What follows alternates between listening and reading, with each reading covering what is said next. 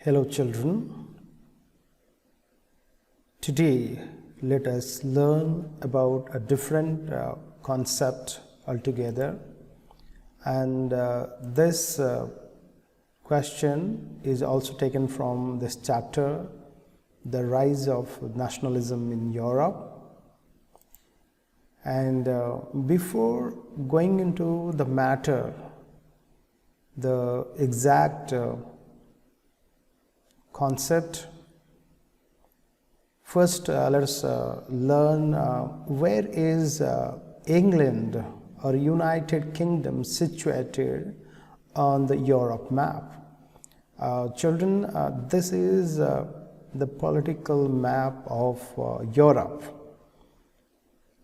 In my last video, I was showing you Germany here, then Poland. Please have a look on the pointer.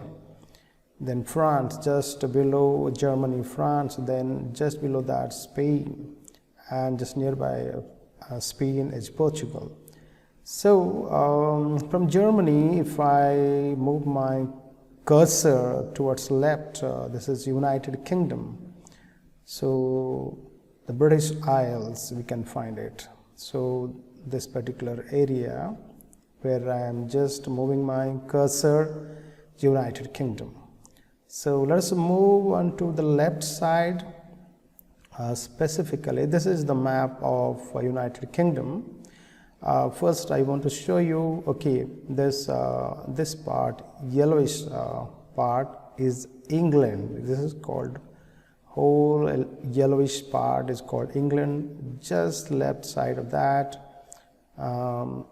is Wales, a little part called Wales, and just top of that, now we have in different color now. This area is Scotland, and just below that a little part called Northern Ireland, and just below that we have Republic of Ireland. Ireland is a different country, but northern part of Ireland, Scotland, England, Wales together, it's called United Kingdom. So in this video, I'll be discussing with you, I'll be explaining to you about the British Isles. And about this, these islands are called the British Isles, or about United Kingdom, and you will come across the standard question already asked in the board exams okay, from this chapter. So the question goes like this: in Britain, the formation of the nation state was not the result of a sudden upheaval or revolution. Elaborate with the help of suitable examples. This question can be asked like this: briefly trace the process of the unification of Britain. And this question can also be asked in different manner like this: describe in brief the process by which the British nation came into existence. So the question in this particular chapter called The Rise of Nationalism in Europe, so the question is all about United Kingdom, the Great Britain. So what was Great Britain before, and what is Great Britain now, or United Kingdom of Great Britain is also called. This is also called United Kingdom of Great Britain. Okay, what was the problem over there? What was the process of unification of Britain? Which regions were unified to become Great Britain? So for this question, the point number one you can mention, there was no British nation or a country or nation before 18th century. If I say 18th century, this is 1700 something is called 1701 is the beginning of 18th century. So when you talk about 18th century, Great Britain or United Kingdom was not a nation state or an independent country. And you know, the people, those who were living in so-called British Isles, and there were different kinds of people, different types of people, and different ethnic groups, races were there. English, Welsh, Scot or Irish. 4 different categories of people living in British Isles. When I call British Isles, it is about England. Just now I showed you Scotland, Wales, okay, Northern Ireland, okay, all these areas. The people, 4 different kinds of people, they belong to altogether different races. They had their own culture, own language. They were not similar. So these 4 ethnic groups who were living in British Isles were English, Welsh, Scot and Irish. This is not or, and Irish. So what happened? When all these different kinds of people were there, now the question says there was something called unification of Britain. All the people were brought together and they all belonged to a single nation called the United Kingdom or the UK. All of these ethnic groups had their own culture, own tradition, own political system. They had their own. But when we talk about this question, there was a process where all these people were united or brought together, and all these regions were added and joined together to form the new British nation. Among all these groups, ethnic groups, the English people, when you talk about English people, obviously, they were different. They were far advanced than the other 3 categories of people, ethnic groups.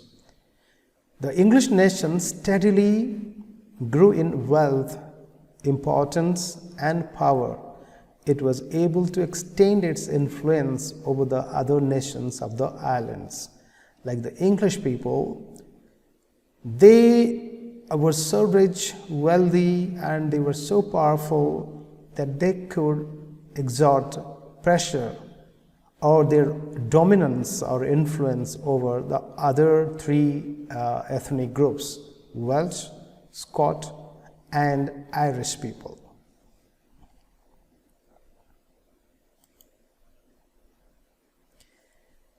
Then what happened, because of the dominance of the English people,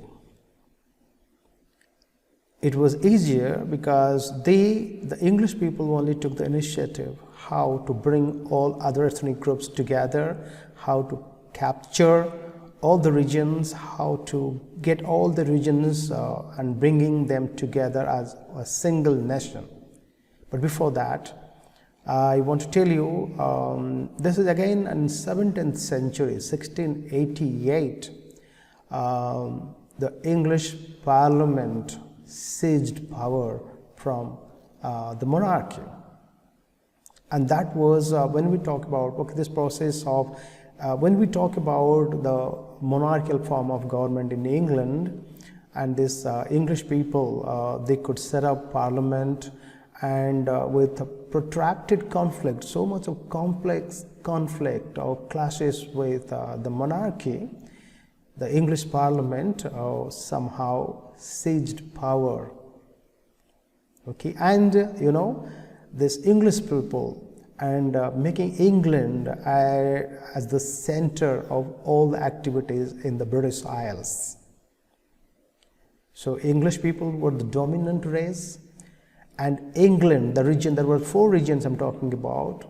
So England was the center for all the political activities in the British Isles.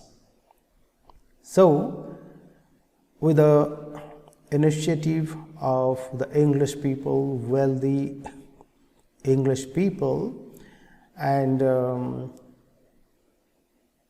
according to the Act of Union 1707, this agreement was signed between England and Scotland. I was showing you where the Scotland is.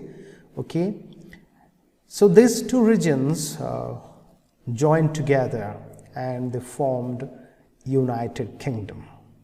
Now, two racial groups, English people and Scottish people, Scot. Okay, so the name of the act, the agreement was the Act of Union 1707. Then next what happens? Then we have the northern part of Ireland. That was also an important region, but the English people wanted to bring that region and made the part of United Kingdom. So here also the problem was there were two groups in Ireland, northern part of Ireland, the Catholics and the Protestants. But what happened, the English people, the English helped the Protestants of Ireland to impose their dominance over the largely Catholic country. This northern part of Ireland is mostly populated by Catholic people. Catholic people were majority, but English people supported the Protestants to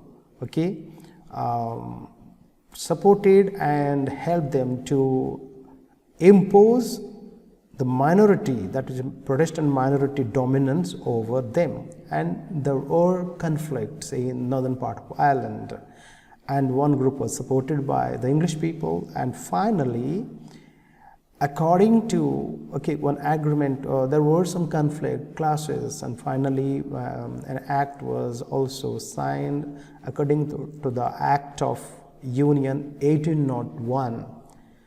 Ireland was forcibly incorporated into the United Kingdom. So northern part of Ireland, where the majority people were Catholics, they were forced to join United Kingdom. I'm talking about northern part of Ireland, but Ireland is a different country altogether. So here it is written Ireland, I mean Northern Ireland.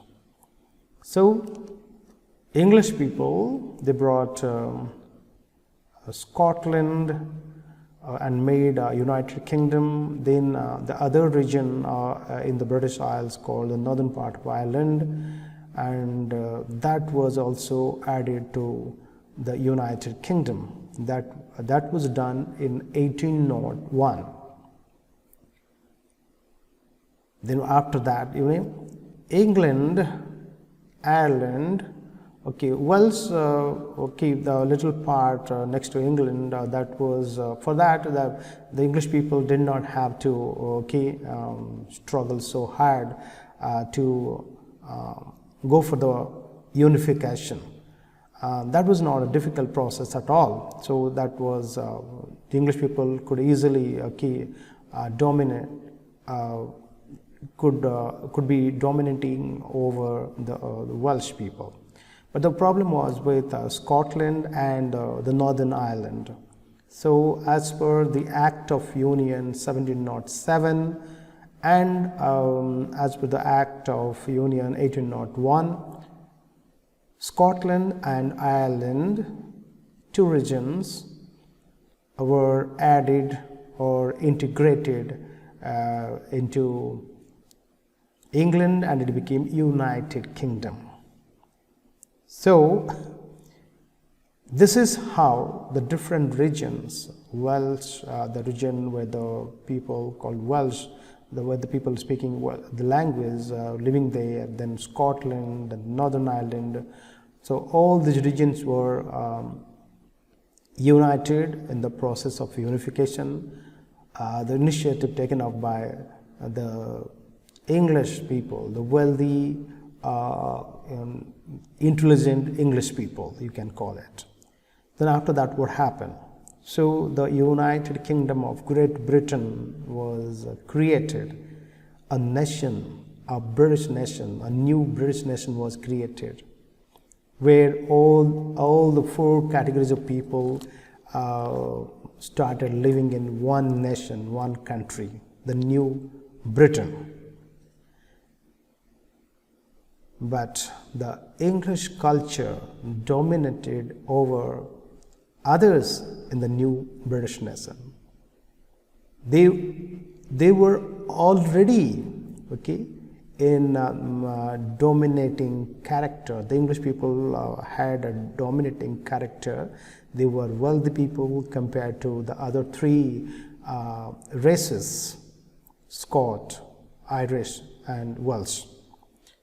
So after the unification is done, all the people came under one umbrella nation, or one nation called the United Kingdom of Great Britain, or UK, whatever we can call it. But English people dominated everywhere. So a new British nation was forged through the propagation of a dominant English culture. The English culture were dominated over the other three cultures. And the new symbols of New Britain was also made. The British flag is otherwise called Union Jack, and also national anthem was also composed, and which starts with "God save our noble King."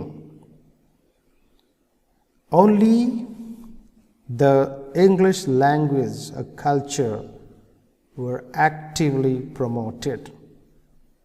That means importance was given to the English people, or English people gave importance to English language and culture. And of course, the other races survived in the new nation, but they were like subordinate partners. They were like subordinate partners to the English group in this new nation of United Kingdom. They were not like the English people. So English language, English culture, had so much of influence on the other three races. This is how the United Kingdom of Great Britain was created. A nation, an independent nation was created in Europe. So here I can show you, this is called the New Britain's flag, called Union Jack. And there are 5 verses of British, you can see, a national anthem. This is one verse. The first verse starts with, this is about like God save the Queen. The last line is there. God save our gracious Queen. Long live our noble Queen. God save the Queen. Send her victorious, happy and glorious. Long to reign over us. God save the Queen.